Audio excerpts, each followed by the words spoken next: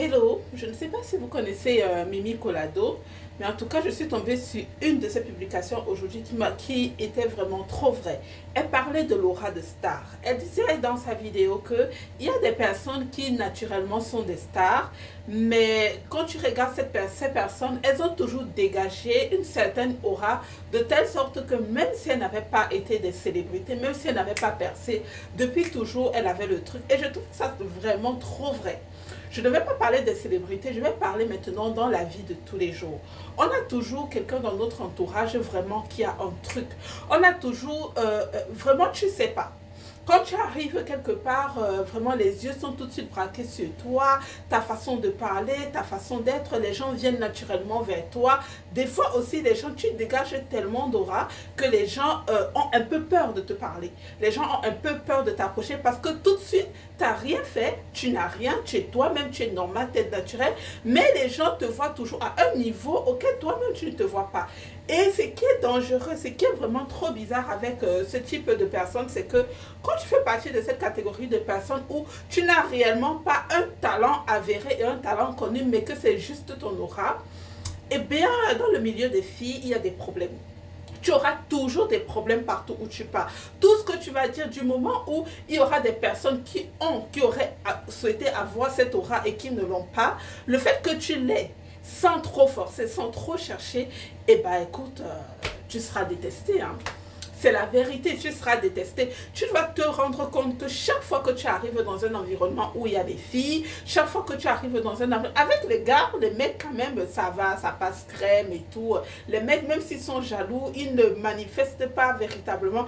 Ils essaient plutôt de se rapprocher de la personne et essayer d'être potes avec. Mais entre nous les filles, maman, tu te rends compte que tu arrives quelque part, tu n'as rien fait. Tu n'as pas parlé, juste pour qui tu es. Il y a des gens qui te détestent pour rien. Il y a des gens, parfois même tu arrives quelque part, il y a des personnes avec qui vraiment, tu sens que vraiment cette personne, j'ai vraiment envie d'être amie avec elle, j'ai vraiment... Mais pour rien, la personne, elle te met tout de suite un blocus. Elle te met tout de suite un barrage. Et ce type de personne, tu vas remarquer que chaque fois même que tu dis une blague, elle ne rit jamais.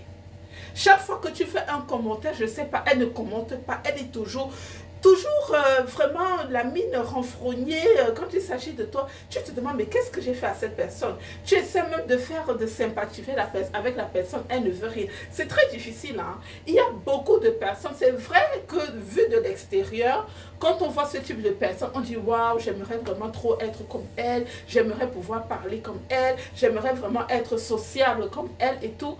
Mais en réalité, ces personnes, elles n'y arrivent pas. Et pour peu que toi, tu arrives des fois, toi, tu les regardes, tu vois la meuf, elle est plus, physiquement, elle est plus jolie. Parce que l'aura n'a rien à voir avec la beauté.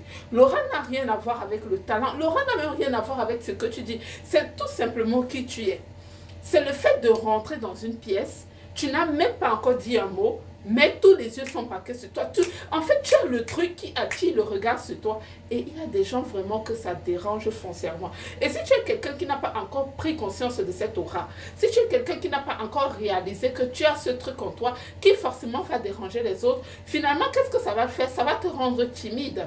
Ça va être parce que tu te diras que c'est peut-être quelque chose que tu fais mal si partout où tu passes, il y a des gens qui ne t'aiment pas. Non, ce n'est pas toi le problème, c'est les autres. C'est que tu ne le fais pas. C'est ton être. C'est ta façon d'être. C'est qui tu es qui les dérange. Mais est-ce que tu vas changer qui tu es? Il y a des personnes qui disent souvent, ah oui, moi j'aime être discrète. Mais ça, c'est aussi un argument des personnes qui disent, ah moi je veux être discrète. Mais dans la réalité, elles ne veulent pas. Tu te rends compte qu'elles ne veulent pas être discrètes. C'est juste qu'elles aimeraient, mais par timidité ou par quoi, elles n'osent pas s'ouvrir. En tout cas, si tu fais partie de ces personnes qui ont l'aura de roi. Moi, j'ai un collègue qui m'a dit ça un jour. Hein. Franchement, ça, vraiment partie de... Je vais faire une deuxième partie pour la vidéo pour vous raconter ce que mon collègue m'a dit. Et ça, c'est une story time.